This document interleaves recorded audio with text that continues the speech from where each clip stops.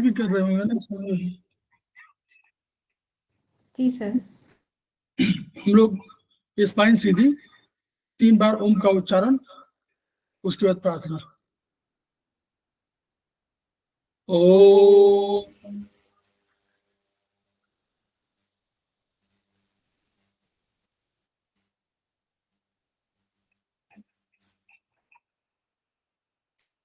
ओ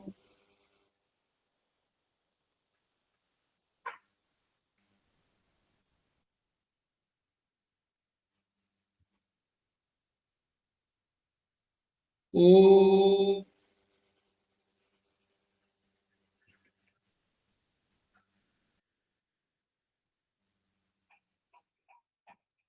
वह शक्ति हमें दो दयानिधे, कर्तव्य मार्ग पर डट जाए, पर सेवा पर उपकार में हम निज जीवन सफल बना जाए। वह शक्ति हमें दो दयानिधे, कर्तव्य मार्ग पर डट जाए। हम दीन दुखी निबलो विकलो के सेवक बन संताप हरे, जो है बिछड़े भूले भटके, उनको तारी खुद तर जाए। वह शक्ति हमें दो दयानिधे, कर्तव्य मार्ग पर डट जाए। छल देश दंभ पाखंड झूठ, अन्याय से निष्दिन दूर रहे, जीवन हो शुद्ध सरल अपना, शुच प्रेम सुधारस बरसाए। वह शक्ति हमें दो दयानिधे, कर्तव्य मार्ग पर डट जाए। निज आन मान मर्यादा का प्रभु ध्यान रहे, अभिमान रहे, जिस देव भूमि में जन्म लिया, बलिदान उसी पर हो जाए। वह शक्ति हमें दो दयानिधे, कर्तव्य मार्ग पर डट जाए, पर सेवा पर उपकार में हम निज जीवन सफल बना जाए।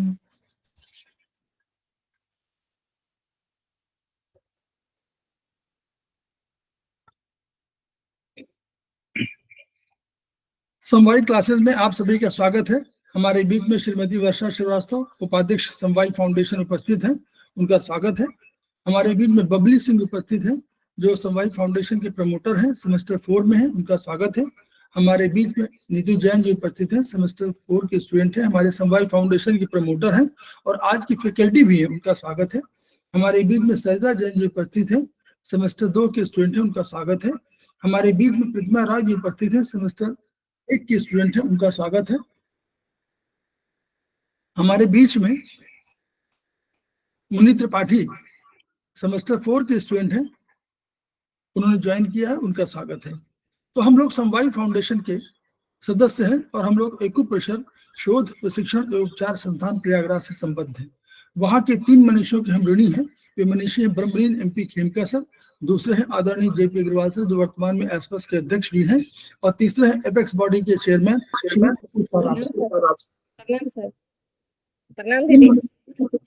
इन मनुष्यों के तक गुरु से जिनने ज्ञान ग्रहण किया है, वो चिकित्सा के संदर्भ में भी है और चिकित्सा शिक्षा के संदर्भ में भी है, तो हम उनके प्रति श्रद्धावनत है। संस्थान का एक मोटो है, each one reach one, each one treat one, each one teach one. उसी को आपके माध्यम से पूरे विश्व में फैलाने का संकल्प हम लोगों का है। और हमें ये विश्वास है कि आपके माध्यम से ये विधा जो अपेक्षाकृत कम खर्चीली है, इसका लाभ समस्त पीड़ित मानवता को मिलेगा, केवल हमारे और हमारे परिवार तक सीमित नहीं रहेगा। इन्हीं शब्दों के साथ हम लोग शुरुआत कर रहे हैं। नीतू जैन जी का पुनः स्वागत है। और वो कल जो उन्होंने यूरिन पर चैप्टर पर वार्ता किया था, बातचीत किया था, उसी को आगे बढ़ा रही हैं वो। तो मैं उनका स्वागत कर रहा हूँ और ये उनका शेयर दे रहा हूँ चैप्टर। सर्वप्रथम सबसे पहले मैं सर को प्रणाम करते हुए सभी साथियों को मेरा नमस्ते। और हमने कल यूरिन का लेसन पढ़ा था। तो यूरिन का हमने एसिडिक होना, उसका एल्कलाइन होना, उसके कलर देखा था हमने कि यूरिन का कलर कैसा होना चाहिए। उसके बाद हमने यूरिन की स्मेल भी देखी थी कि यूरिन की स्मेल कैसी होनी चाहिए और कितनी बार यूरिन एक्सक्रीट होना चाहिए, डिपॉजिट्स क्या-क्या होने चाहिए। उसी कड़ी में हमने यूरिन का एल्कलाइन होना देखा था और प्रोटीन यूरिन से कब निकलता है, कैसे निकलता है, वो सब हमने देखा था। आज हम एक ऐसी बीमारी को पढ़ने जा रहे हैं जो हर घर में तो मैं नहीं कह पा सकती, लेकिन 2-3 घरों में से एक घर में ये ग्लूकोज़ की बीमारी, डायबिटीज़ की बीमारी ज़रूर मिलती है। तो उसके बारे में हम आज बात करेंगे कि यूरिन में ग्लूकोज़ या शुगर यूरिन में जो एक्सीड होती है, उसके बारे में हम बात करेंगे। तो सामान्यतः तो जो व्यक्ति संतुलित भोजन लेता है तो यूरिन में कोई ग्लूकोज़ नहीं होता। यूरिन में ग्लूकोज़ अगर हम टेस्ट कराते हैं, अगर सामान्य व्यक्ति है तो उसकी मात्रा नील होगी। लेकिन अगर 24 आवर्स अगर उसको रख के अगर 0.5 ग्राम ग्लूकोज यूरिन में उत्सर्जित होता है, अगर उसको 24 आवर्स तक रखते हैं तो इस स्तर पर रक्त में ग्लूकोज का मान 80 टू 120 मिलीग्राम परसेंटेज रहता है। अब जब रक्त का ग्लूकोज मान 170 से 180 अगर मिलीग्राम परसेंटेज हो जाता है, तो इसका मतलब है कि ग्लूकोज यूरिन में एक्सक्रीट हो रहा है। तो इसको हम ग्लाइकोसूरिया की स्थिति कहेंगे। अब जब हम टेस्ट कराते हैं तो एक तो होता है कि नॉर्मल हम फास्टिंग वाला कराते हैं।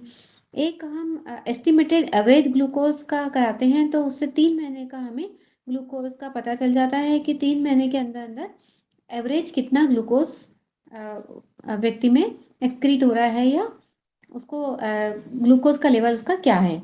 तो उससे हम ग्लूकोज का लेवल पता कर सकते हैं। अब जिन रोगों में ग्लाइकोसूरिया मिलता है तो उनके अलग-अलग उनके कैटेगरी में रखा है। तो सबसे पहले फिजियोलॉजिकल है एलिमेंट्री ग्लाइकोसूरिया। तो भोजन में अगर कार्बोहाइड्रेट की मात्रा हमको होनी चाहिए 50%, 50% हमको कार्बोहाइड्रेट लेना चाहिए। उससे अधिक अधिक हो जाता है तो यूरिन में कार्बोहाइड्रेट अगर कार्बोहाइड्रेट जब टूटता है तो 3 से 4 घंटे के अंदर ब्लड ग्लूकोज बढ़ जाता है यूरिन में 180 मिलीग्राम से अधिक हो जाता है। तो ग्लाइकोसीरिया की स्थिति 2-3 घंटे रहती है, लेकिन उसे हमें डायबिटीज़ नहीं समझना चाहिए क्योंकि ये हम खाना खाते हैं उसके बाद 2-3 घंटे के बाद फिर वापस से जैसे-जैसे ग्लूकोज का मान सामान्य आता है, ग्लाइकोसीरिया की स्थिति वापस से खत्म हो जाती है। अब दूसरा है नर्वस या इमोशनल ग्लाइकोसूरिया। कई बार हम बहुत ज़्यादा नर्वस होते हैं, इमोशनली वीक होते हैं, उस स्थिति में भी यूरिन से ग्लूकोज एक्सक्रीट होने लग जाता है। तो जो हाइपोथैलेमस हमारा सब चीज़ों को कंट्रोल करता है, तो हाइपोथैलेमस से स्टिमुली सिंपैथेटिक नर्व जो निकलती है, उसके माध्यम वो लिवर पर पहुँचती है। अब लिवर में हम सब जानते हैं कि लिवर ग्लाइकोजन को ग्लूकोज में कन्वर्ट करता है।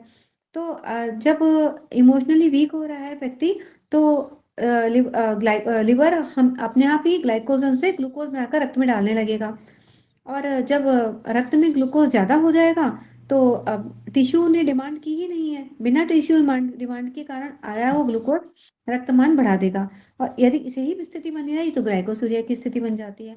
तो ये भी डायबिटीज़ की प्रॉब्लम में आता है। अब है एंडोक्राइनल ग्लाइकोसूरिया। कई हमारी एंडोक्राइनल ग्लैंड्स होती हैं, तो वो भी हमें ब्लड ग्लूकोज लेवल को कंट्रोल करने में हेल्प करती हैं।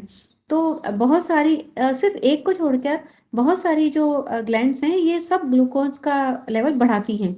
एक इंसुलिन है, इंसुलिन का अगर मान घट जाता है क्योंकि इंसुलिन एक चाबी होती है जो ग्लूकोज को सेल के अंदर प्रवेश करने देती है। अगर इंसुलिन की मात्रा कम हो जाती है तो ग्लूकोज ब्लड से सेल के अंदर प्रवेश नहीं कर पाता है और वो ब्लड लेवल बढ़ जाता है, ब्लड में ग्लूकोज का लेवल बढ़ जाता है और वो डायबिटीज हो जाती है। तो अगर इंसुलिन का घट जाएगी तो डायबिटीज बढ़ जाएगी। अब है ग्लूकागॉन मान बढ़ना। ये भी एक हार्मोन है, ये इंसुलिन के साथ ही कार्य करता है और ये बढ़ जाता है तो अल्फा सेल ट्यूमर, इससे भी अल्फा सेल ट्यूमर हो जाता है और ये भी डायबिटीज का लेवल बढ़ा देता है। थायरोक्सिन का मान बढ़ना। अब ये T3 और T4 ये हार्मोन्स होते हैं जिसको थायरोटॉक्सिकोसिस कहते हैं। तो इससे भी हमारा ग्लूको अगर इसका भी मान बढ़ता है तो ग्लूकोज का लेवल बढ़ जाता है। Growth hormone. अब ये पिट्यूटरी ग्लैंड है जो ये ग्रोथ हार्मोन एक्सक्रीट करती है। तो जब पिट्यूटरी ग्लैंड से बहुत ज़्यादा ग्रोथ हार्मोन निकलने लग जाता है तो इसको एक्रोमेगाली कहते हैं कि ये एक ट्यूमर टाइप बन जाता है और इससे ग्लूकोज का लेवल भी बढ़ जाता है।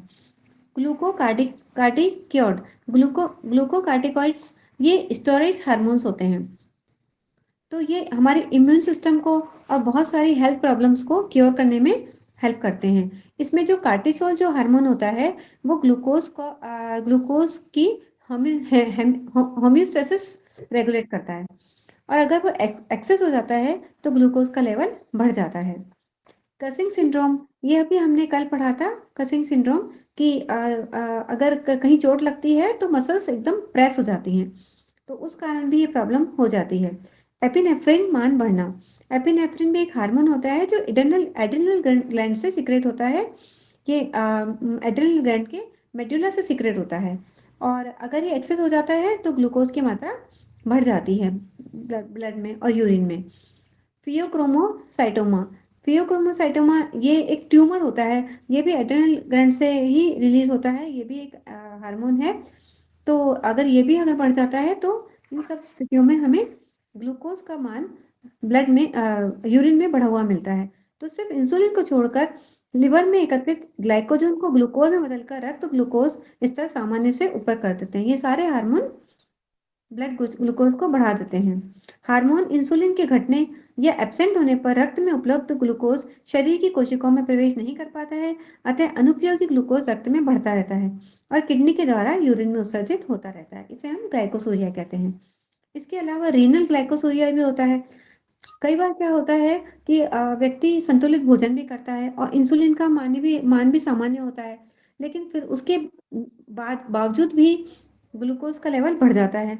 तो उसका कारण होता है कि किडनी की अगर कैपेसिटी कुछ प्रॉब्लम हो जाती है, किडनी की कैपेसिटी कम हो जाती है तो किडनी एब्जॉर्ब नहीं करता है ग्लूकोज को, तो वो भी यूरिन में एक्सक्रीट करने लगता है। तो किडनी के नेफ्रॉन में सामान्यतः ग्लूकोज 100% रीएब्जॉर्प्शन हो जाता है। यही क्षमता किडनी नेफ्रॉन के रोगों में घट जाती है क्योंकि वो एब्जॉर्ब नहीं कर पाता है तो वो यूरिन में निकलने लगता है। जैसे हम लेड है, कैडमियम है, मरकरी है, ये इनकी पॉइजनसनेस होती है, विषाक्तता रीनल ट्यूब्यूल्स की ग्लूकोज शोषण क्षमता नष्ट हो जाती है। ये लेड है, कैडमियम है, ये सब कई बार हम लोग ऐसे कॉस्ट्यूम्स ये यूज करते हैं जैसे लिपस्टिक वगैरह है, इन सब में लेड होता है और ये किसी न किसी माध्यम से हमारी बॉडी में पहुंच जाती है और इस तरह से ये रीनल प्रॉब्लम हो जाती है और ग्लूकोज एब्जॉर्ब नहीं होता है। एमिनो एसिड यूरिया, ये इससे फॉर एग्जांपल जैसे हार्टनर डिसीज, ये एक एमिनो एसिड इसमें कम हो जाता है। एमिनो एसिड अगर कम हो जाता है तो भी ये प्रॉब्लम हो सकती है। विल्सन डिसीज होती है, विल्सन डिसीज में कॉपर एक बॉडी से निकल नहीं पाता है और वो बॉडी में ऑर्गन्स में एक्यूमुलेट हो जाता है। और है फैनकोनी सिंड्रोम। फैनकोनी सिंड्रोम भी एक किडनी का ही रोग होता है, डिसऑर्डर होता है, जिसमें कुछ सब्सटेंस किडनी के ब्लड में एब्जॉर्ब होने के बजाय यूरिन में एक्सक्रीट होने लगते हैं। तो ये अमीनो एसिड की यूरिया की प्रॉब्लम होती है जिससे कि रीनल प्रॉब्लम के कारण डायबिटीज बढ़ने लगती है।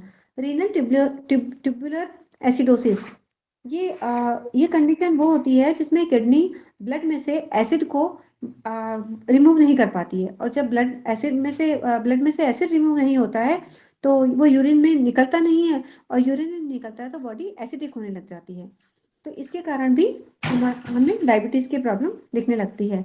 हाइपर फॉस्फेचूरिया, ये एक्सेस फॉस्फेट होता है, यूरिन में एक्सेस फॉस्फेट निकलने लगता है उसके कारण भी ये प्रॉब्लम हमें दिखने लगती है। अब यूरिन की अगर हम टेस्ट कराते हैं तो ग्लूकोज की उपस्थिति हमें इस तरह से पता चलती है कि अगर एक प्लस प्लस सिर्फ प्लस लिखा हुआ है तो 0.1 से 0.5% शुगर होती है टेस्ट में। जो लाइट ग्रीन कलर से, अगर लाइट ग्रीन कलर से लिखा है तो ये 1+ होगा और 0.5 से 0.5% शुगर हमको पता चलेगा। तो इसका मतलब है क्वांटिटेटिव असेसमेंट को संज्ञान में लेकर, मतलब हम इससे अनुमान लगा सकते हैं कि कितनी शुगर आई है, क्योंकि टेस्ट की रिपोर्ट्स में इसी तरह से लिखा होता है।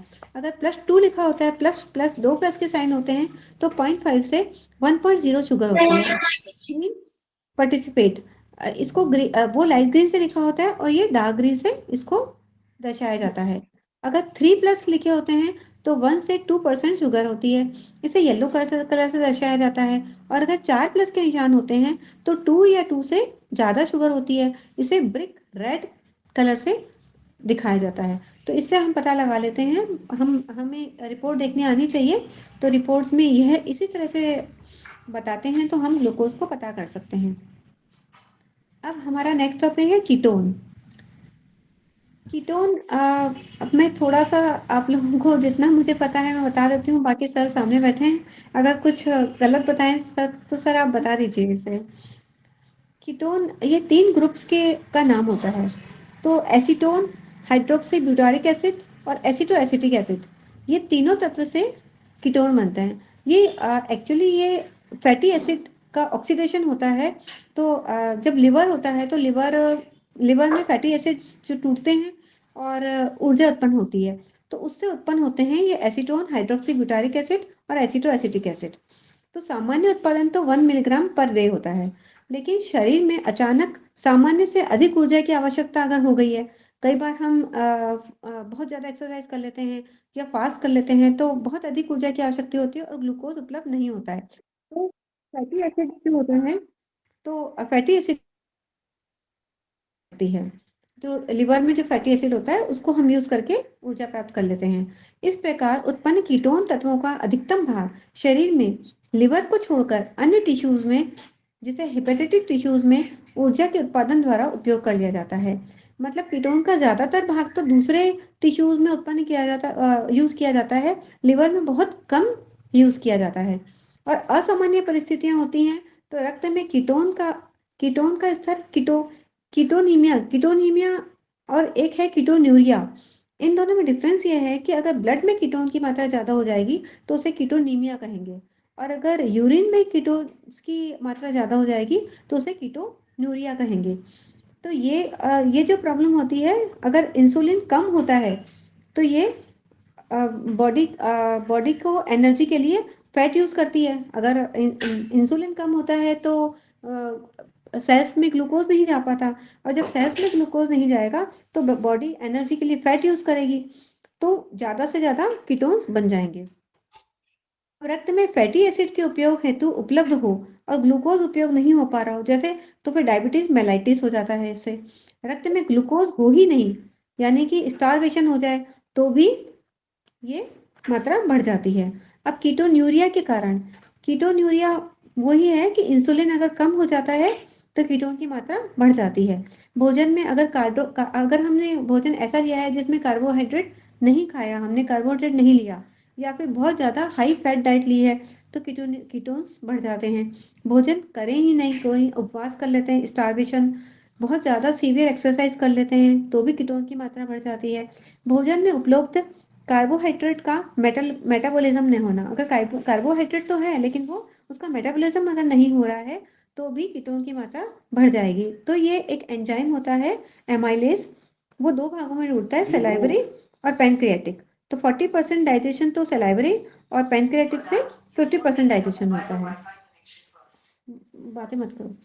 लंबे समय तक ईथर एनेस्थीसिया, अगर एनेस्थीसिया लिया है बहुत लंबे समय तक तो भी कीटोन की मात्रा बढ़ जाएगी। एंटीरियर पिट्यूटरी एक्सट्रेट का सेवन, अगर ये सही आप बताएंगे एंटीरियर पिट्यूटरी एक्सट्रेट क्या होता है? जी क्या मैडम? तो ये एंटीरियर पिट्यूटरी एक्सट्रेट का सेवन मुझे नहीं समझ में आया, आप बताएंगे? ये सब जो मार्केट में बहुत सी चीज होते हैं ना, एक्सट्रैक्ट वगैरह बिकते हैं, उनके सबकी है जो ये स्पेशली जो हेल्थ वाले प्रोग्राम वाले में है उन्हीं सबको कराते हैं यूज। चाहे आपको प्रोटीन कहीं यूज कराते हैं, कहीं एक्सट्रैक्ट यूज कराते हैं, मार्केट में मिलते होंगे, लेकिन ये जो उनको जो मेरा वो समझ में आ रहा है कि वो हेल्थ जो प्रोग्राम चलाते हैं उन्हीं के यहाँ सभी सब मिलता है। जी सर। अगर महिलाओं में अगर वो स्तनपान करा रही है तो भी कीटोन्स की मात्रा बढ़ जाती है। अब पैथोलॉजिकल कंडीशंस में क्या होता है कि डायबिटीज मेलाइटस होता है, तो उसमें भी कीटोन्स की मात्रा बढ़ जाएगी। Body alkalosis, for example pyloric intestinal obstruction होगा, कोई रुकावट हो जाती है इंटेस्टाइन में। हाइपरपायरेक्सिया, हाई फीवर हो जाता है। मेनिंजाइटिस, ये हमारे ब्रेन की लेयर्स में स्वेलिंग हो जाती है। एंसेफेलाइटिस, ये भी इन्फेक्शन के कारण होता है, या फिर सीवियर वॉमिटिंग हो जाती है। और टॉक्सीमिया ऑफ प्रेगनेंसी, ये हाई बीपी हो जाता है। इसको ये डेंजरस प्रेगनेंसी होती है। और इन सब स्थितियों में कीटोन्स की मात्रा अगर बढ़ जाती है तो फिर हमें ये प्रॉब्लम आने लग जाती है। अब है नेक्स्ट टॉपिक है हमारा यूरिया। अब यूरिया के प्रोटीन अगर मेटाबॉलिज्म होता है तो अमोनिया बनती है। प्रोटीन अगर हम प्रोटीन का मेटाबॉलिज्म से अमोनिया बनता है, और अमोनिया जो है वो लीवर के द्वारा यूरिया में परिवर्तित कर दी जाती है। और यूरिया फॉर्मेशन के किण्व किडनी और मस्तिष्क में मिलते हैं, किंतु उनकी क्षमता बहुत कम होती है, 2 to 5% होती है। ज़्यादातर ये यूरिया लीवर में बनता है। तो सामान्य रक्त में ब्लड में यूरिया का मान है 15 से 40% मिलीग्राम परसेंटेज, और यूरिन में यूरिया का मान है 25 से 30 ग्राम पर डे। अब यूरिन में अधिक यूरिया एक्सक्रीट होने का कारण, अगर यूरिन में अधिक यूरिया एक्सक्रीट होने लग जाता है तो हम K3 को टोन करेंगे तो हम इसे कंट्रोल कर सकते हैं। अब यूरिन में अधिक यूरिया उत्सर्ज कोशिकाओं में अधिक प्रोटीन मेटाबॉलिज्म के कारण होता है। प्रोटीन बहुत ज़्यादा मेटाबॉलिज्म होगा अगर लिवर में तो यूरिया ज़्यादा बनेगी। जैसे अगर बहुत ज़्यादा फीवर, तेज़ फीवर हो गया, डायबिटीज मेलाइटिस हो गया, या फिर पिट्यूटरी ग्लैंड से जो एड्रेनल ग्लैंड से जो एड्रेनल कॉर्टेक्स की अधिक बहुत ज़्यादा सीक्रेट होने लग जाए तो इसके कारण यूरिया बढ़ जाएगा। इसके अलावा निम्न रोगों में रक्त यूरिया मान बढ़ने के साथ यूरिन में इसकी उत्सर्जन मात्रा वेरिएबल पाई जाती है। अगर डिहाइड्रेशन हो जाता है तो पाइलोरिक स्टेनोसिस। पाइलोरिक स्टेनोसिस ये वह कंडीशन होती है जिसमें स्टमक और स्मॉल इंटेस्टाइन के बीच में जो ओपनिंग होती है वो बहुत थिक हो जाती है, उसकी लाइनिंग बहुत थिक हो जाती है। ये छोटे बच्चों में ज़्यादा पाई जाती है। ये वॉमिटिंग के साथ होती है। अल्सरेटिव कोलाइटिस, इसमें अल्सर्स हो जाते हैं, इन्फ्लामेशन हो जाती है, हमारे कोलन्स में इन्फ्लामेशन हो जाती है, उसे कहते हैं ये। इसके अलावा इसमें क्लोराइड आयंस बहुत कम हो जाते हैं। पाइलोनेफ्राइटिस, पाइलोनेफ्राइटिस भी एक इन्फ्लेमेशन है किडनी की, ये बैक्टीरियल इन्फेक्शन के कारण होती है। हाइड्रोनेफ्रोसिस, ये भी कंडीशन वो होता है जिसमें किडनी में एक्सेस फ्लूइड हो जाता है। जब यूरिन नहीं एक्सक्रीट नहीं हो पाता है तो वापस बैक होता है, तो बहुत ज़्यादा लिक्विड इकट्ठा हो जाता है, उसको हाइड्रोनेफ्रोसिस कहते हैं। या फिर प्रोस्टेट बढ़ जाता है तो उसके कारण यूरिन में यूरिया बहुत ज़्यादा निकलने लग जाता है।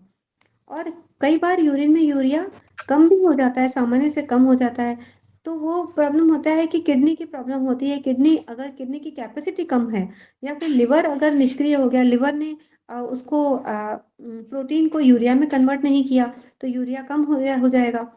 तो जैसे लिवर सिरोसिस हो गया, या सीवियर एसिडोसिस हो गया कि बहुत ज़्यादा एसिड बनने लग गया। नेफ्राइटिस के कारण उत्सर्जन क्षमता घट जाती है। अब है uric acid. Uric acid nucleic acid में मौजूद एक प्यूरिन होता है। प्यूरिन बहुत एसेंशियल होता है हमारी बॉडी के लिए, जो कार्बन और हाइड्रोजन का एक केमिकल रिएक्शन से बनता है। तो इसकी कैटाबॉलिज्म के फलस्वरूप यूरिक एसिड उत्पन्न होता है, वो यूरिन में उत्सर्ज हो जाता है। तो सामान्यतः तो यूरिन में यूरिक एसिड का मान 0.5 से 1 ग्राम पर डे है, और यूरिक एसिड बढ़ने का कारण भी लिवर ही है। लिवर के कारण ही यूरिक एसिड बढ़ता है। अब ये कैटाबॉलिज्म जो होता है ज़्यादातर या तो लिवर में बनता है, या हार्ट की पेशी हार्ट की पेशी, अस्थि पेशी, और थोड़ा सा भाग स्प्लीन, किडनी और पैनक्रियाज में भी होता है। और सामान्य ब्लड में यूरिक एसिड का मान होता है 3 to 7 milligram percentage. Uric acid का रक्त मान और उत्सर्जन मान निम्न दशाओं में बढ़ जाता है। कई बार ये बढ़ जाता है, क्यों बढ़ता है?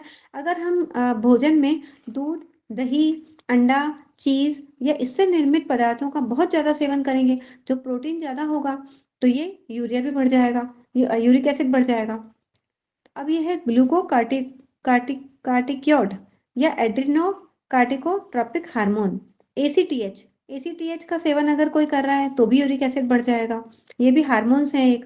दवाएं जो किडनी नेफ्रॉन में यूरिक एसिड एब्जॉर्प्शन होता है, यूरिक एसिड का जो नेफ्रॉन में एब्जॉर्प्शन होता है, तो वो अगर हम इस तरह की कोई मेडिसिन खा रहा है कि वो एब्जॉर्ब ही नहीं हो पाए, उसका अवरुद्ध हो जाए, जैसे ये ग्लाइसिन एक दवाई का नाम है, तो उस तो भी ये यूरिक एसिड ज्यादा निकलने लगता है। यूरिकोसूरिक ड्रग, ये भी एक मेडिसिन का नाम है। सेलाइसाइलेट्स, इसी की opposite lactic acid uric acid को किडनी नेफ्रॉन में पुनः शोषण बढ़ाकर रक्त यूरिया का मान बढ़ा देता है। अब पैथोलॉजिकल कंडीशंस होती हैं हिमोलाइसिस, रक्त और प्लाज्मा में यूरिक एसिड की मात्रा बराबर होती है, और ल्यूकीमिया में अत्यधिक ल्यूकोसाइट कोशिकाओं के टूटने के कारण, विशेषकर जब कोई दवाएं हम यूज कर रहे हैं तो भी ये बहुत ज्यादा निकलने लगता है।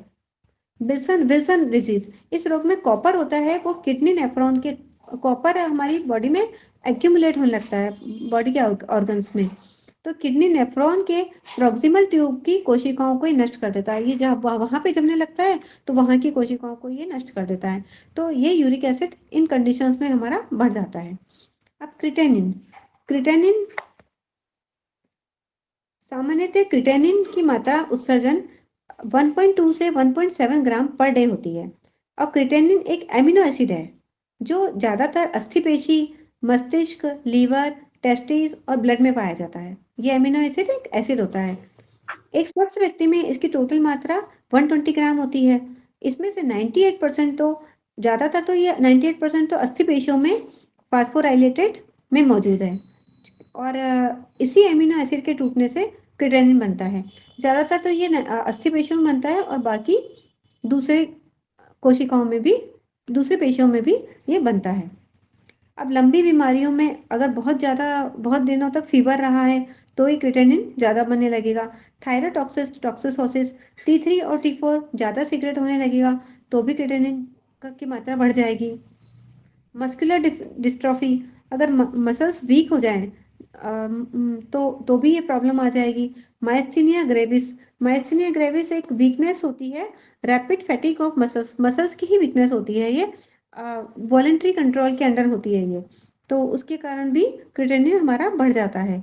Wasting of muscles associated with malignancies, ये कैंसर होता है। इन समस्त दिशाओं में क्रिटेनिन भी यूरिन में उत्सर्जित मिलता है।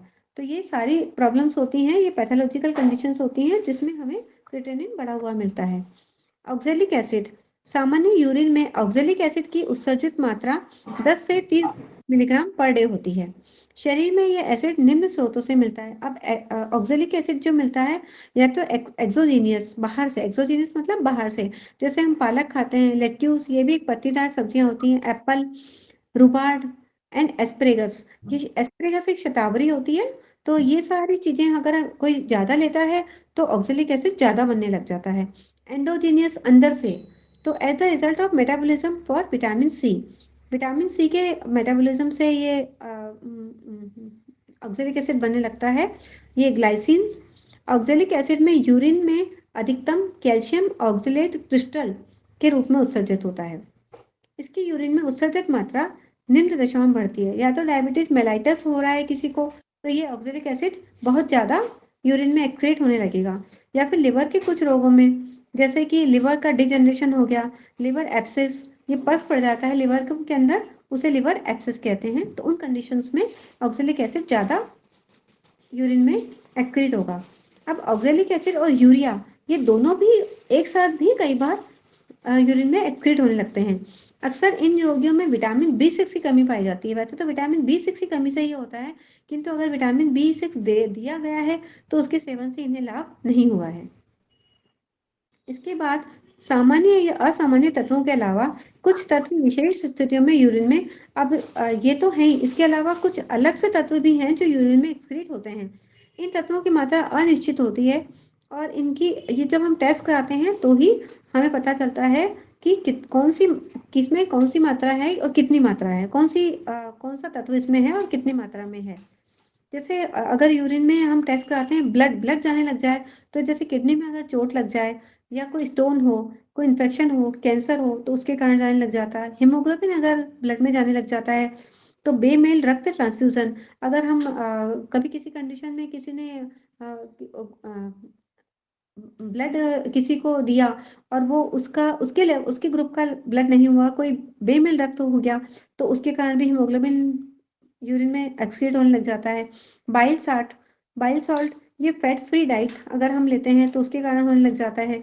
बाइल पिगमेंट, जॉन्डिस और इसी तरह से हेमोलिटिक जॉन्डिस, इन दोनों जॉन्डिस और हेमोलिटिक जॉन्डिस के कारण भी बाइल पिगमेंट और यूरोबिलिनोजिन ये यूरिन में एक्सक्रीट होने लग जाता है। मूत्र में कास्ट, क्रिस्टल और बैक्टीरिया, ये तीनों चीजें भी अगर हमें मिलती हैं तो ये ज़्यादातर ये स्टोन की कंडीशन बताते हैं कि अगर स्टोन है तो ये यूरिन में मिलने लग जाते हैं। कास्ट में यूरिनरी तंत्र के किसी भी भाग में एपिथेलियल कोशिकाएं एक परत में निकलकर मूत्र प्रवाह में आती हैं, तो एक सिलिंड्रिकल का आकार ले लेती हैं, छोटे छोटे सिलिंड्रिकल का आकार लेती हैं, इन्हें एपिथेलियल कास्ट कहते हैं। जो नेफ्राइटिस की पहचान है, मतलब स्वेलिंग हो रही है इसका मतलब। इन्हें एपिथेलियल कास्ट में जब डिजेनरेटिव चेंजेस हो चुके होते हैं तो इनमें ग्रेन्यूल्स बन जाते हैं, छोटे छोटे से दाने बन जाते हैं, जिन्हें ग्रेन्यूल कास्ट कहते हैं। ये सीवियर नेफ्राइटिस, हार्ट फेलियर या सेप्टिसीमिया के रोगियों में मौजूद के मूत्र में मौजूद होते हैं। ये एक सेप्टिसीमिया एक सीवियर इन्फेक्शन होता है, ब्लड का ही इन्फेक्शन होता है, उसे बोलते हैं। एपिथेलियल कास्ट के साथ आरबीसी, पस सेल और ल्यूकोसाइट किडनी रोग में पाइलिटिस ये एक बैक्टीरियल इन्फेक्शन होता है, रीनल का ही इन्फेक्शन होता है। और साइटिलिटिस ये भी यूटीआई या यूरिनल ब्लैडर की सूजन को बोलते हैं। और किडनी में सुपरेटिव स्टेज की मतलब किडनी के अगर कोई प्रॉब्लम हो रही है, किडनी में धीरे धीरे धीरे प्रॉब्लम बढ़ रही है, तो ये सारी कंडीशंस उस रोग की ओर इशारा करती है। क्रिस्टल्स, मूत्र में किसी तत्व की मात्रा उसके सैचुरेशन स्तर से अधिक होने पर उस तत्व के विशेष आकार के क्रिस्टल बन जाते हैं। इसमें भी अलग अलग आकार के, जैसे कि कैल्शियम ऑक्जेलेट क्रिस्टल अगर निकलते हैं तो छोटे छोटे बंद लिफाफे के आकार के क्रिस्टल्स निकलते हैं। यूरिक एसिड के क्रिस्टल होते हैं तो वो भूरे पीले रंग के होते हैं, एक आयताकार क्रिस्टल्स निकलते हैं। सिस्टीन के क्रिस्टल निकलते हैं तो ये रंगहीन होते हैं और हेक्सागोनल छह कोण के षटकोणीय आकार के ये क्रिस्टल्स निकलते हैं। अमोनियम फॉस्फेट के क्रिस्टल्स होते हैं, वो कलरलेस होते हैं और रोम्बिक शेप के होते हैं। अब बैक्टीरिया, माइक्रोस्कोप में जीवित या मृत बैक्टीरिया का मौजूद होना उत्सर्जन तंत्र में संक्रमण का द्योतक है।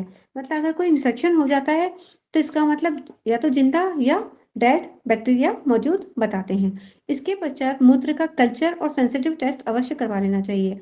एक तो हम नॉर्मल टेस्ट करवाते हैं और एक कल्चर टेस्ट या सेंसिटिव टेस्ट होता है, उसकी रिपोर्ट थोड़ा लेट आती है, 3-4 दिन में आती है कल्चर में, लेकिन उससे एक स्पेसिफिक बैक्टीरिया का पता चल जाता है कि यूरिन में कौन सा बैक्टीरिया है, और अगर उसी का हम ट्रीटमेंट करते हैं तो उसे हमें आराम मिलता है। अब महिलाओं में यूटीआई का जो रोग होता है उसके साथ में वेजानाइटिस, योनि मार्ग का संक्रमण होना, या कहा जाए कि वेजानाइटिस के बाद यूरिनरी ट्रैक्ट का रुग्ण होना एक सामान्य घटना पाई जाती है। अतः इसमें क्या होता है, इसमें यूरिन में जलन होने लगती है, तो उसको यूरेथाइटिस कहते हैं। या जलन के कारण, जब जलन ज्यादा होती है तो ऐसा लगता है बार बार यूरिन जाने की इच्छा होती है। तो इसमें अंतर करना हमें पता नहीं चलता है कि किस कारण से हो रहा है, लेकिन ये होता है यूटीआई इन्फेक्शन है। क्योंकि महिला के जो शरीर में जो उसकी रचना बनाई होती है, तो उसमें एनस और वेजाइना के मध्य में बहुत कम होता है। तो इसलिए हम जब स्टूल को एक्सक्रीट करते हैं उसके बाद एनस की सफाई के लिए हाथ पीछे से आगे की ओर ले जाना चाहिए, आगे से पीछे की ओर नहीं ले जाना चाहिए, जिससे कि इन्फेक्शन की प्रॉब्लम ना रहे। और स्टोन सिम्टम के लिए हमने अगर एक मैम ने बताया था हमें कि अगर कोई हमारे घर में आया है या किसी को बहुत प्यास लगी है और उसे पानी का पूरा ग्लास हम देते हैं, तो पूरा ग्लास उसको दिया और उसने आधा ग्लास पानी पिया और आधा छोड़ दिया, तो इसका मतलब उसके बॉडी में इंटरनल ह्यूमिड हीट है और इससे स्टोन का पता चलता है या फिर उसको गांठ है। तो इससे हम पता कर सकते हैं कि उसको कोई ना कोई प्रॉब्लम है। ये एक छोटा सा हमारी तरफ से हम एक टेस्ट करके पता कर सकते हैं। और UB66 ये यूरिनरी ब्लैडर का स्पिंचर का टेस्ट एक पॉइंट है। इसको लगाने से हमें आराम मिलता है। UB34 ऑटोनोमिक इनर्वेशन पॉइंट है यूरिन का स्टूल का। अगर यूरिन स्टूल रोक नहीं पाते हैं तो UB34 को हम अगर यूज करते हैं तो इससे हमें आराम मिलता है। तो अब ये हमारा चैप्टर हो गया। हालांकि मैं बहुत अच्छा तो नहीं पढ़ा पाई शायद, तो उसके लिए सॉरी। नहीं ये और बहुत अच्छा पढ़ाई, बहुत अच्छा और लोग ऋतु जी, बहुत अच्छा पढ़ाई। नहीं ऐसा है, बहुत अधिक, बहुत बढ़िया। देखिए ऐसा है ना, मुझे लग रहा है कि मैं बहुत अच्छा एक्सप्लेन नहीं कर पाई शायद। नहीं ये ऐसा है, ये जो डॉक्टर साहब हैं ये वर्चुअली वहाँ के हेड थे और इनके नोट्स की तरह है ये उनके नोट्स हैं वर्चुअली। तो वो जो टॉपर रहे होंगे या कोई पोजीशन होल्डर रहे होंगे और वहाँ के HOD बने तो उनके नोट्स की तरह है। तो उन्होंने बढ़िया नोट्स बनाए थे, इसमें कोई शक नहीं। तो उसके अब वहाँ हम लोग तुलना कर रहे हैं कि वो उनको पहले ही प्री मेडिकल टेस्ट में इतना करा जाता है और तब उसके बाद यहाँ आते हैं। तो नेचुरली हम लोग इसको सपोर्टिव ले रहे हैं, हम लोग इसको फाइनली नहीं ले रहे हैं कि हमको यही सीखना है। हमको इसके माध्यम से, इसमें लिखा हुआ है, हमने देखा, जैसे आपने बताया कि ये अभी हुआ और हमने कहा कि हमारा UB34 लगा दीजिए। तो हम उसकी मदद से जो पॉइंट जो लिखे हुए हैं इनकी मदद से हम अपने चिकित्सा भी कर सकते हैं। हमको कुछ नहीं आता इन्फेक्शन का, हमको मालूम है कि इन्फेक्शन है तो हम इन्फेक्शन, ये इससे हमको सीखना ये है कि इसमें जो चीजें लिखी हुई हैं कि ये क्रिस्टल ऐसे है तो इनकी जांच कहीं कर लेंगे, फिर हम लोग अपना ट्रीटमेंट करेंगे। हम लोग क्रिस्टल होगा, आयुर्वेद में हम लोग 4, 5, 6, 3, 6 स्टोन करते हैं या कहीं हम लोग उसको बढ़ाते हैं, कहीं एनर्जी घटाते हैं। तो हमको इसीलिए सीखना है केवल, इसका उपयोग केवल पढ़ने का ये अर्थ है कि अगर हमको अब कोई टेस्ट कोई कराए, उसमें आए कोई चीज आए तो देख ली इसमें कि भाई हमारा ये टेस्ट हुआ है, इस टेस्ट में ये चीज मान इतना होना चाहिए और इसमें अगर नहीं होगा तो ये कारण हो सकते हैं। हमको उन कारणों की खोज करनी है और अपना ट्रांसलेट करना है इसी को कहाँ पर, दो ही जगह, या चाइनीज में या आयुर्वेदिक में। हम लोग ट्रांसलेट कर लेंगे, हमारे तमाम पॉइंट है। डॉक्टर वॉल है, जो है प्रोफेसर पाकजेबू है, हमारा YNM है, हमारा चाइनीज है, TCM है, हमारा आयुर्वेदिक है, हमारे पास बहुत सिस्टम है। तो कहीं ना कहीं पॉइंट मिलेगा ही कोई। तो इसलिए हमको इस पर निराश नहीं होना कि हमको सारे बीमारियों के सारी चीजें पता होनी चाहिए, ऐसा कोई आवश्यक नहीं। हमको बीमारी का नाम मालूम हो गया और थोड़ा बहुत इसके बारे में मालूम हो गया, इसमें होता क्या है, हम उसके बेसिस पर अपना ट्रीटमेंट जो है अपना कर लेंगे। तो ये हम लोगों का उद्देश्य है कि हम लोग इसको पढ़ें, इसके पढ़ने से हमको फायदा ये होगा। अब ये एक 3rd सेमेस्टर का शायद एक ही रह गया है, स्टूल रह गया है। स्टूल सुधा का है क्या? यस सर, मेरा क्लास है सर। किस तारीख का है? 17 का है सर। अच्छा 17 में, परसों क्या? परसों है सर क्लियर 18 को है शायद, सुधा शायद देखना 18 को है। कुछ चेंज हो गया है शायद। 18 को नहीं किसी का, 18 को किसी की नहीं है, 18 को नहीं है, फिर आगे चेंज कर दिया गया होगा, भी लेट उसमें। तो ये बस एक रह गया है जो सेमेस्टर 3 का, ये हमारा ये चैप्टर खत्म हो जाएगा एक के साथ, स्टूल के एग्जामिनेशन के साथ खत्म हो जाएगा। फिर हम लोग सेमेस्टर 4 की अगर इस किताब में पढ़ेंगे तो सेमेस्टर 4 का वो है, और सेमेस्टर 3 का अब केवल कोई बाकी नहीं रहा, केवल आयुर्वेदिक को छोड़ करके। और आयुर्वेदिक भी जल्दी खत्म हो रहा है, 3rd सेमेस्टर, फिर हम लोग 4th सेमेस्टर में आयुर्वेदिक भी चले जाएंगे। तो और मतलब आयुर्वेदिक रह गया है, तो हम लोग वीडियो को प्रसारित करें, हम लोग इसको पढ़ें। इसके साथ ही जो सेमेस्टर के सारे लोग जुड़े हुए हैं, ये अपने उनके रिक्वेस्ट है कि अपना बनाना शुरू कर दें। क्या कोई प्रोजेक्ट तो 5वें से है, तो प्रोजेक्ट बनाना शुरू कर दें। अनिता मैडम ने बनाना शुरू कर दिया होगा, और जो और लोग हैं वो अपना असाइनमेंट जो है उसको शुरू कर दें, क्योंकि अब जो है धीरे धीरे असाइनमेंट भी करना और पढ़ाई भी हम लोग करते रहेंगे। पढ़ाई चलेगी हम लोग की ये मान के चलिए कि सेमेस्टर 4 की पढ़ाई आप लोगों ने जो सब पढ़ा दिया है आप लोगों को सारा कोर्स सेमेस्टर 4 में। सेमेस्टर 4 बताइए। जी सर, हो गया सर, कंप्लीट हो गया। बस चक्रा की क्लास जरूर एक दिन, एक्चुअली वो सर भूल गए थे, समीर तिवारी सर ना, वो भूल गए थे कि लास्ट क्लास है। तो लास्ट वाले दिन वो क्वेरी लेने लगे, तो सबने बोला कि नहीं आज तो सर वो चक्रा पढ़ाना है, तो बोले भी 2 क्लास और है तब पढ़ा दूंगा। तो फिर अच्छा उनको अच्छा याद दिलाया कि नहीं आज लास्ट है। तो फिर उन्होंने थोड़ा सा वो भेज दिया था, अच्छा था, वो चार्ट भेज दिया उन्होंने। सर अच्छा। मैं भी उसे ग्रुप में भेज दूंगी, आप भी देख लीजिए, अच्छा चार्ट बना के भेजा है उन्होंने चक्रास के। उसके लिए चक्र के लिए। जी सर, चक्रास का अच्छा चार्ट है वो।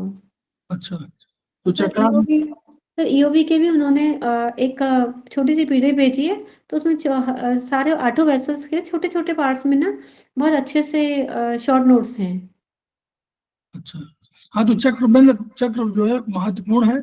और ये वाला जो प्रेटाइज 6 वाला है ये तो मैडम पढ़ा ही रही है।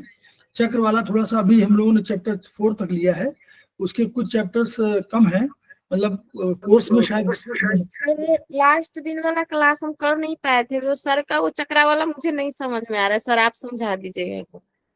चार्ट में आया वो देखी हूँ सर, पर लास्ट वाला क्लास हो नहीं पाया था सर हमसे, वहां थी ना, तो लास्ट बाद दिन की क्लास में ज्वाइन नहीं कर पाई थी। नहीं चक्र में देखिए, चक्र में हम बता रहे हैं, चक्र चक्र तो पढ़ा ही रहे हैं, चक्र पढ़ाया जाएगा और हम लोग आगे इस पर क्लास भी लेंगे। अभी हम लोग सेमेस्टर 3 के कोर्सेज पूरे कर रहे हैं, चक्र हमारा 4th में है, चक्र हमारा 4th में है, 3rd हमारा सेमेस्टर पूरा हो जाएगा तो 4th में हम लोग चैप्टर 4 तक हम लोग करा चुके हैं चक्र में। और इसके बाद चक्र को एक चक्र के संबंध में ही एक केवल प्रोफेसर पार्क जेबू का जो कंसेप्ट है होमो हेट्रो, क्योंकि ये होमो हेट्रो आपको फिर उसकी किताब में मिलेगा, आत्रेय में फिर वही आएगा, आत्रेय में होमो हेट्रो कंसेप्ट दिया हुआ बीच में। तो होमो हेट्रो कंसेप्ट क्या है, ये वाला थोड़ा सा आप लोग एक क्लास केवल उसकी होगी अगली वाली, फिर उसके बाद फिर हम लोग चक्र पर आगे आएंगे और कोर्सेज पर आएंगे, स्पेशली जो हम लोग एप्लीकेशन पार्ट है। सिद्धांत पार्ट कुछ छोड़ सकते हैं, लेकिन एप्लीकेशन पार्ट पर आएंगे जहां पर कि हम लोग उसको एंडोक्राइनल सिस्टम से उसकी तुलना करेंगे, जहां पर हम लोग कहेंगे थोड़ा सा डिस्प्यूट इसमें यह है कि डिस्प्यूट क्या मतलब थोड़ा सा अंतर यह है कि कहीं कहीं जो किताब में जो ऑर्गन्स का प्लेसिंग है कि वो उसको किस मूलाधार में माना जाए, किस स्वाधिष्ठान में माना जाए, इसमें थोड़ा सा वो है। लेकिन प्रोफेसर पारदेवो का जो मत है, जो उनका टेबल चार्ट है, उसके हिसाब से हम लोग चलेंगे, जो उनकी 8 एनर्जी सिस्टम है। प्रोफेसर पारदेवो ने 6 एनर्जी सिस्टम के साथ साथ 8 एनर्जी सिस्टम का कंसेप्ट भी रखा, उसको भी हम लोग पढ़ेंगे। ट्राइपॉडिक कंसेप्ट जो हम लोग बार बार कहते हैं, the tripodic concept is the result of, या मतलब is the creation of professor पारदेवो। तो ट्राइपॉडिक कंसेप्ट क्या है, ये सिद्धांत है उनका, उस सिद्धांत को भी हम लोग चलेंगे और फिर हम लोग आगे चल के कोशिश करेंगे हम लोग इधर मुझे नहीं लगता कि 15 नवंबर तक खत्म हो पाएगा, क्योंकि 15 नवंबर के बाद 16 नवंबर से आ जाएगा इंटरनेशनल कॉन्फ्रेंस, उसमें हम लोग बिजी रहेंगे, सभी लोग बिजी रहेंगे। उसके बाद फिर थोड़ा सा 2-4 दिन का गैप, फिर हम लोग कोशिश करेंगे 1 तारीख के आसपास, 1 से लेकर 4-5 2-3 दिन का बचा रहेगा, तो हम लोग उसको कोशिश करेंगे कि उसको पूरा कर लेंगे। तो हम लोग इसको वीडियो को शेयर करें, बताएं, हम लोग ये समझें कि इस बीएचबी के जो उन सिद्धांतों को हम लोग एप्लीकेशन पार्ट में हम लोग उनको ज्ञान को जान करके और उसके आधार पर हम जो अपनी थेरेपी है, चाइनीज थेरेपी हो, चाहे हमारी आयुर्वेदिक थेरेपी हो, चाहे वाईएनएम कर रहे हो, हमारे पास थेरेपी के अनेक पॉइंट्स हैं, उन पॉइंट्स में एप्लीकेशन कैसे करना है ये हम लोग को सीखना है, ये जानना है। हमको इसमें बहुत अधिक निराश नहीं होना है कि इसमें हमको सारे रोगों के नाम पते हों, सारे रोगों के लक्षण पते हों। हमको लक्षण वहां से देखने हैं, क्योंकि हम लक्षण वहां से देखेंगे अपनी वाली थेरी पर कि उसको पैसे लगते, क्योंकि वहां उन्होंने एक कंसेप्ट रखा है कि ये डिफिशिएंसी ऑफ इन है या डिफिशिएंसी ऑफ यांग है, या हीट राइजिंग है या यांग राइजिंग है या इन राइजिंग है, तो इस वाले पॉइंट पर हम लोगों को ध्यान देना है। प्लस आयुर्वेद में हमारे द्रव्य गुणकर इनकी आदत पर ध्यान देना है। तो हम लोग इसको फैलाएंगे, विधा को मजबूत करेंगे, विधा को प्रचारित अधिक करेंगे, ताकि सबको समझ में आए कि विधा कितनी शक्तिशाली है। किसी अन्य विधाओं के अगेंस्ट में कोई तर्क न लेते हुए, कोई शब्द न कहते हुए भी अपनी विधा के बारे में अधिक जानने की कोशिश करेंगे, उसी के माध्यम से इलाज करेंगे, तभी सार्थक होगा each one reach one, each one treat one, each one teach one. हम लोग अभी 2 मिनट का ब्रेक लेते हैं। मुन्नी जी आप है ना चक्रासन करने जो क्लास ली थी वो आप नहीं थे क्या उसमें? नहीं, तो वो आप सुनना, रिकॉर्डिंग सुनना, बहुत अच्छा करने बता दिया।